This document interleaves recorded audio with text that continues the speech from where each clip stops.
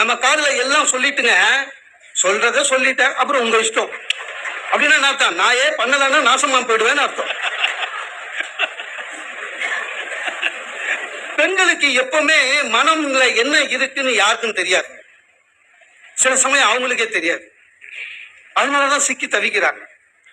எங்க அண்ணன் சொன்ன மாதிரியேதான் சார். ஒண்ணு இல்ல, போன வாரம் புக்கு பெரட்டிட்டு இருந்தேன். ஐஸ்வர்யா ராய் சமீபத்தில் எடுத்த ஒரு போட்டோ. அந்த மாதிரி உண்மையிலே போட்டோல பார்க்க அழகா இருந்தது. நமக்கு நாக்குல வாஸ்து சரியில்லை. சும்மா இல்லாம ஒய்ஃபை கூப்பிட்டு ஒரு குழந்தை பெத்த பிறகு ஐஸ்வர்யா ராய் பாரு எவ்வளவு அழகா இருக்காங்க, இதுல என்னங்க தப்பு? ஆமான்னு சொல்லிட்டு போக வேண்டியதானே. உத்து பார்த்துட்டு சொல்றா எல்லாம் மேக்கப். அதே மேக்கப் கார எனக்கு போட்டா நானும் அது மாதிரிதான் இருப்பேன். இதெல்லாம் ரொம்ப அநியாயம் இல்ல? அதுக்கு அடுத்து ஒண்ணு சொன்னான், ஐஸ்வர்யா ராய் டிகாஷன் காபி வச்சு கொடுப்பாளா, துணி தைப்பாளா, 3 வேளை சோடாக்கி போடுவாளா? எதுவும் நான் அடுத்த வார்த்தை வந்து அவ கூட இருக்க போற மாதிரி. என்ன சொன்ன? நல்லா இருக்குன்னு சொன்ன, அதோட விட்டுற வேண்டியதானே.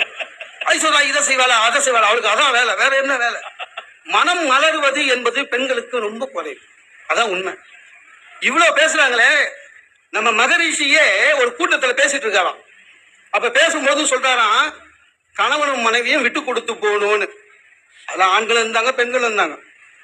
மகரிஷி நேரா பேசுறாரு. மகரிஷிய நேர்ல பாக்குறதே புண்ணியம். அவர் வாயால தத்துவங்களை கேட்கறதும் அறிவுரை கேட்கறதும் புண்ணியம்.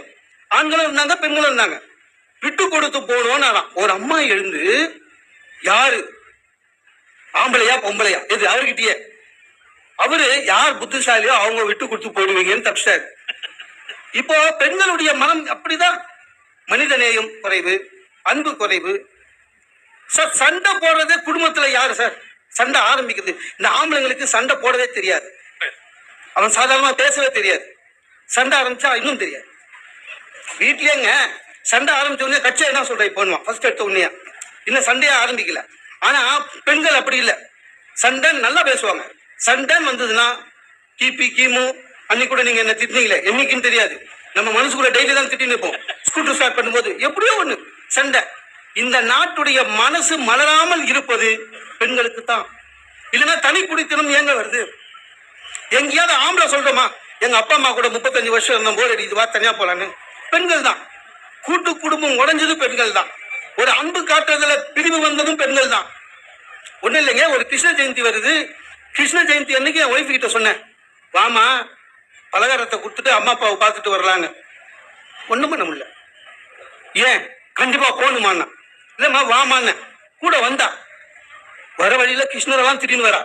கிருஷ்ணர் பிறந்து ஒரு ஜெயந்தி வந்ததுனால தானே இதெல்லாம் வந்து காலில் விழுந்து எழுந்தாங்க.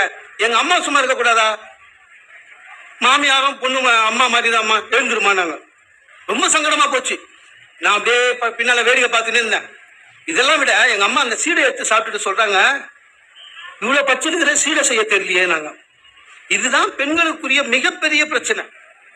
ஒரு அன்பும் ஆதரவும் எங்கே குறைகிறது என்றால் அங்கே மனித மலம் குறைகிறது என்ற அர்த்தம். அது ஆணுக்கா பெண்ணுக்கா என்பதை உங்களிடம் விட்டு விடுகிறேன். ஒண்ணுமே கிடையாது சார். போன வாரம் சுகர் ஜாஸ்தி ஆயிடுச்சு, ஹாஸ்பிட்டல்ல சேர்ந்தேன்.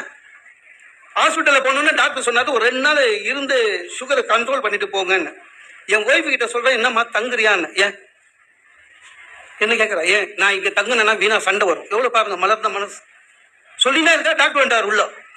டாக்டர் கிட்ட கம்ப்ளைண்ட் பண்றா, டாக்டர் நான் எது சொன்னாலும் இவர் கேட்க மாட்டாருன்னு. அவரு இடுப்புல கை வச்சுன்னு, என்ன மிஸ்டர் ஒய்ஃப் சொன்னா கேட்கறது இல்லையா? அவரு என்னமோ அவங்க ஒய்ஃப் சொன்னா கேட்கற மாதிரி. எவன் கேட்டிருக்கோம்? அதனாலதான் இந்த அளவாது நல்லா இருக்கும். வீட்லயேங்க ஒரு பெண் இருப்பதற்கும் ஆண் இருப்பதற்கும் வித்தியாசம் இருக்கு. பெண் மகிழ்ச்சியாக இருக்கிறார், ஆனா ஆண் தான் எக்ஸாம் டெய்லி எழுதுற மாதிரியே இருக்கிறான். சார் காலேஜ் படிக்கிற பசங்களுக்கு கவலை இல்லைங்க. வருஷத்துல ஒரு எக்ஸாம், சிலபஸ் உண்டு. சிலபஸ் மீறி ஏதாவது வந்ததுன்னா நீங்க எழுதுறதுனால மார்க் போட்டுருவோம், அப்படிதானே? ஆனா வீட்டுல அது மாதிரி கிடையாது. ஒவ்வொரு புருஷனுக்கும் டெய்லி எக்ஸாம், சிலபஸும் கிடையாது. என்ன கேள்வி வரும்னு தெரியாது. காலையில ஆபீஸுக்கு புறப்படும் போது ஒய்ஃப் சொல்றா, உங்க அம்மா அப்பா இன்னும் எவ்வளவு நாள் இருக்க போறாங்க சொல்லுங்க. எங்க காலையில இது விட்டுட்டு போக முடியாது. சாய்ஸ்ல விடுறது இல்ல. இருமா நான் சாயங்காலம் வந்து பேசுறேன்னு போயிட்டு சாயங்காலம் வந்தா அம்மா அவங்க நின்று, டேய் உன் பொண்டாட்டி அடக்கி வைடான்றாங்க. நம்மளால எது எது முடியாதோ அதெல்லாம் கேட்பாங்க இல்லையா? அது முடியாம தான் எங்க அப்பாவை ஈஸி சேர்ல படுத்துனுங்கிறாரு. ரொம்ப கஷ்டம். இப்ப சார் ஒய்ஃப் நம்ம எதிர்க்கே தெளிவா இவங்க சொல்றாங்களே பெண்கள் விட்டு கொடுத்தார்கள் ஒண்ணு இல்லைங்க. ஒய்ஃப் நம்ம கிட்ட சொல்றா, நான் இன்னைக்கு சொல்றேங்க உங்க தங்கச்சி எனக்கு பிடிக்கவே இல்லைன்னு. நம்ம கிட்டயே நம்ம என்னைக்காவது ஒய்ஃப் கிட்ட சொல்லியிருக்கோமா உன் தங்கச்சை பிடிக்கல? ஒரு ஒரு நியாயம் வேணாம். எந்த இடத்துல அவங்களுக்கு இடம் பொருள் ஏவல் எதுவுமே கிடையாதுங்க. ஆம்பளை அப்படி இல்லை, எந்த இடத்துல எப்படி நடந்துக்கணும்னு அவனுக்கு தெரியும்.